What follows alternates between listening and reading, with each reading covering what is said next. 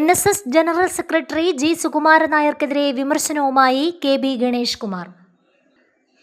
അനീതി ചെയ്യുന്നവർ പുറത്തു പോകണമെന്നും മര്യാദകേടുകൾ ജനമധ്യത്തിൽ പറയുമെന്നും ഗണേഷ് കുമാർ പറഞ്ഞു. കേസ് കൊടുക്കാൻ ഞാൻ ഉദ്ദേശിക്കുന്നില്ല. നിയമപോരാട്ടം നടക്കുമ്പോൾ സുകുമാരൻ നായർക്കല്ല NSSനാണ് പണം നഷ്ടമാവുക.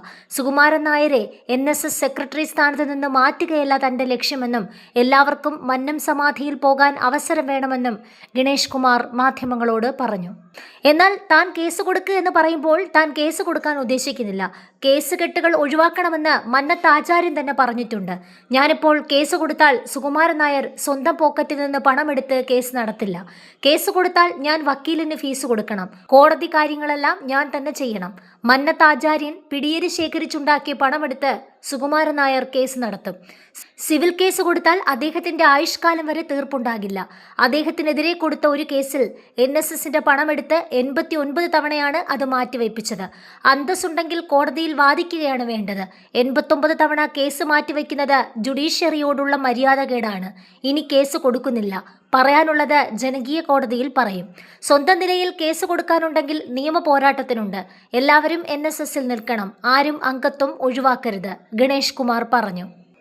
എനിക്ക് മഞ്ചള്ളൂർ കരയോഗത്തിലെ സാധാരണക്കാരനായ ഒരു അംഗമായി ജീവിച്ചാൽ മതി. കൂടുതലൊന്നും വേണ്ട. NSS കോളേജുകളിലെ അഡ്മിഷനും ജോലിയും സുകുമാരൻ നായരുടെ ഔദാര്യമല്ല.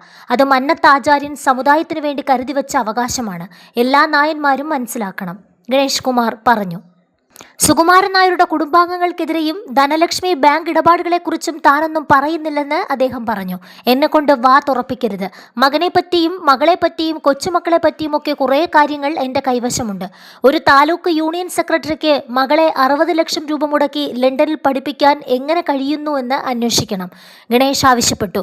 കൂടാതെ തമിഴ്നാട്ടിലെ ശ്രീ അയ്യപ്പ കോളേജിൻ്റെ ഇപ്പോഴത്തെ സ്ഥിതിയും ഉടമസ്ഥാവകാശവും വ്യക്തമാക്കണമെന്നും ഗണേഷ് കുമാർ പറഞ്ഞു. പത്തനാപുരം താലൂക്കിലെ കരയോഗങ്ങളെ പിരിച്ചുവിട്ട് തന്നെ പേടിപ്പിക്കാൻ നോക്കേണ്ടെന്നും ഗണേഷ് കുമാർ പറഞ്ഞു. സുകുമാരൻ നായരെ സ്ഥാനത്ത് നിന്ന് മാറ്റാൻ ചങ്ങനാശ്ശേരിയിലെ കരയോഗം അംഗങ്ങൾ വിചാരിച്ചാൽ സാധിക്കും. അദ്ദേഹത്തിനെ ഇലക്ടറൽ മെമ്പർ സ്ഥാനത്ത് നിന്ന് മാറ്റിയാൽ ജനറൽ സെക്രട്ടറി സ്ഥാനവും ഡയറക്ടർ ബോർഡ് അംഗത്വവും എല്ലാം നഷ്ടപ്പെടും. NSSനെ തകർക്കാൻ ഞാൻ ഉദ്ദേശിക്കുന്നില്ല. എന്നാൽ ആചാര്യൻ്റെ സമാധി മണ്ഡപം എല്ലാവർക്കും ശുദ്ധിയോടെ വന്ദിക്കാനുള്ള അവസരം ഉണ്ടാകണം, ഗണേഷ് കുമാർ പറഞ്ഞു.